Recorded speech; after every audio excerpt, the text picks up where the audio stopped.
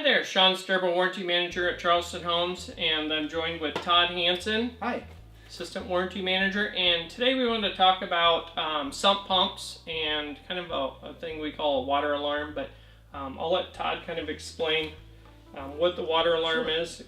Buy it at your local hardware store if we didn't provide you one in your home.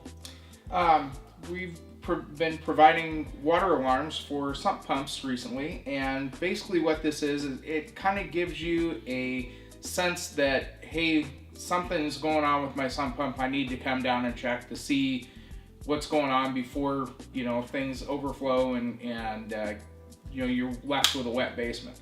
So one thing I wanted to show you on these water alarms, they're 9-volt battery powered, and it's something you want to change out once a year. Basically, what we like to tell people on the warranty side of things is when you go to change your smoke alarm batteries out once a year, change your water alarm battery out as well.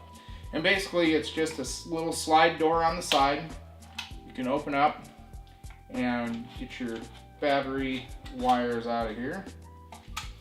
And they come in different styles. I've even seen some that are smartphone compatible, to where they'll send you a alert on your phone via text message if it's hooked up to your Wi-Fi. These aren't like that, but I'm just saying they're out there in case people wanted to get that tech on it. Get pretty fancy. Battery, 9-volt battery, and you just place it on the battery hookup. Place it back in your alarm, and then slide your cover right back on. Most of the time, these alarms have a separate connection switch on the bottom, and basically all it is it's a simple contact. When water makes contact with the two sensors on the bottom, your alarm will go off. So we like to usually put these down into the pit a little bit, and we'll demonstrate that here in a little bit. But that kind of gives you an idea when water comes up against these sensors. It kind of gives you an advance warning that, hey, I better come down and look at something to see what's going on.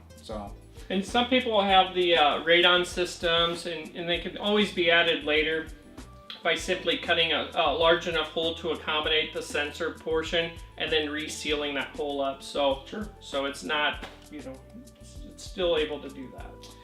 You want to take a look at the pit and see what's going on? So come springtime, we want everyone to check this, especially in the spring, but year-round you guys should be doing this, but especially in the spring. And you just want to check to make sure your pump's actually working and performing, so when you do need it. So the first thing to do is just always remove the lid. And you just want to peer down in there and see if there's any amount of water. At any given time, there could be water in there, so it's not a bad thing if there is water.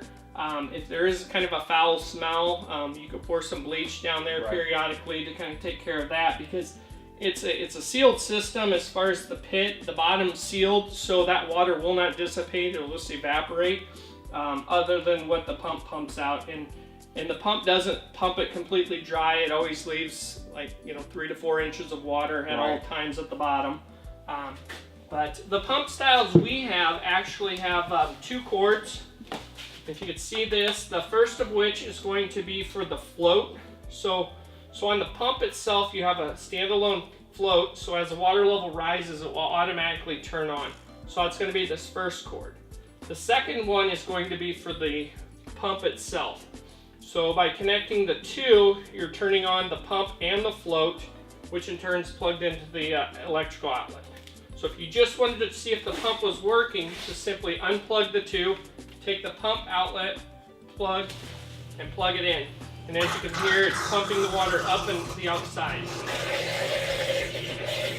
And it will continue to go until you unplug it, because it doesn't have the float to turn it on and off. One important thing to think about when doing this, make sure that you unplug that pump. If you leave it plugged in continuous, you'll burn that pump up.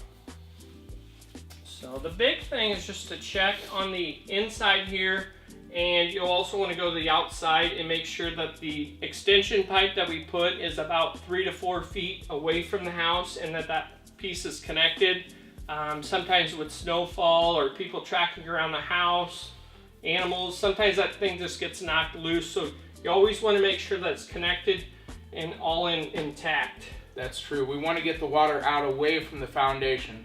Otherwise, you'll just be pumping it up and it'll flow right down by the foundation, and you'll be just a continuous cycle, continuous loop.